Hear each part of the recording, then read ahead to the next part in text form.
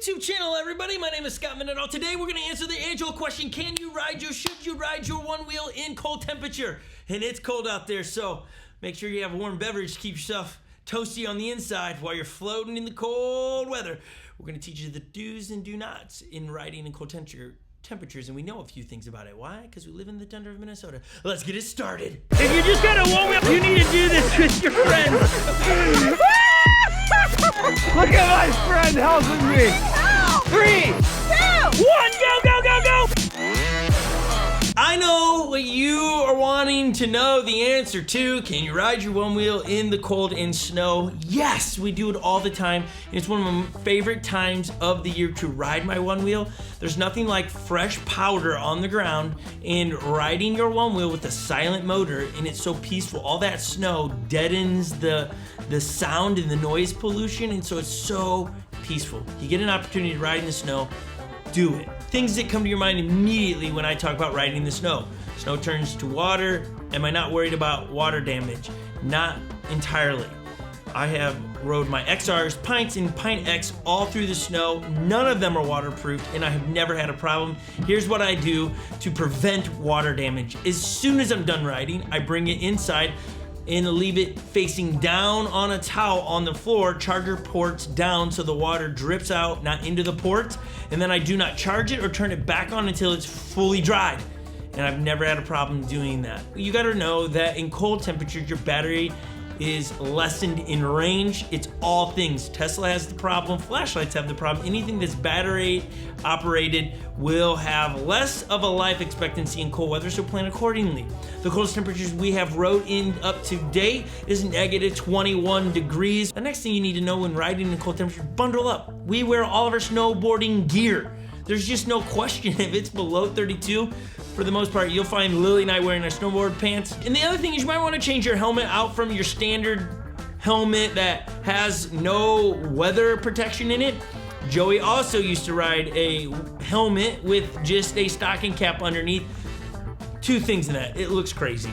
Second, it's not protecting your head at all because now the helmet's not sitting right. It's just like, makes you feel like you're doing okay, but you're really not.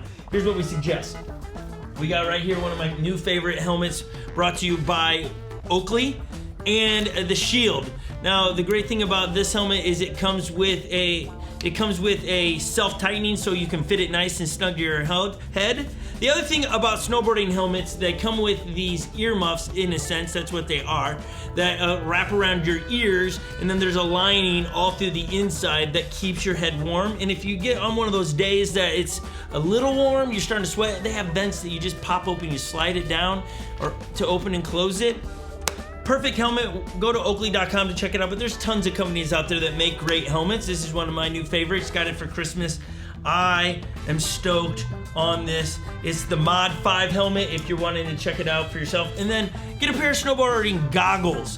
Glasses are fine as well, but when riding in super cold temperatures, your eyes will begin to water, and it does not become enjoyable to float any longer when your eyes are watering. So you want a great shield for your eyes. Snowboarding goggles are perfect in cold temperatures because they don't fog up, they're comfortable, and you can see all the way around. Oakley is I'm an Oakley fan around here, so that is a must in riding cold weather. Get a snowboarding helmet and some kind of eye protection that seals the air from getting in there. You will love it. The other thing that comes to mind when riding in cold temperatures, outside of understanding the limitations of your battery and that you better dress really warm, layer up, and a snowboarding helmet, is the shoes you choose to wear. I've recently moved from Uggs to straight up these Vans.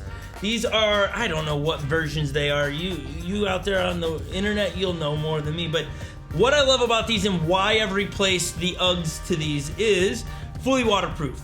Love that. So my feet aren't getting wet from the top in, and the tread on here. I don't know if you're gonna get a good shot of the tread, but the tread on the bottom of these shoes are priceless. I've not had any problem where you step off your one wheel, walk around the snow, and then get on your one wheel. Here's the really danger of one wheeling in snow is that the snow cakes on your foot pad, and then the sensor won't activate or you keep slipping off.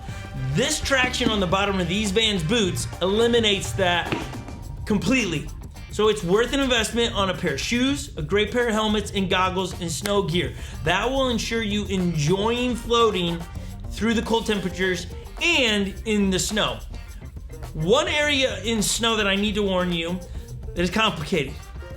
You're good up to about 3 inches of powder. After 3 inches, it gets a little sketchy in the idea that it's too deep and your one wheel can't get up and over it. You sink down too far. So there is a limitation on how deep of snow you can ride in. Be mindful of that. Cold temperature wise, there isn't really a limitation on how cold you can or cannot ride. It's whatever you're willing to put up to -21, because that's what we have tested ourselves. Also, don't store your one wheel in cold temperatures. Just don't do it. It's not good for it. A couple nights ago, Joey showed up here, left his one wheel in the trunk of his car for 15 minutes, and it froze his one wheel, and we couldn't get it to turn on. It would just turn on and blink. So then we put it underneath the heat lamp by the oven.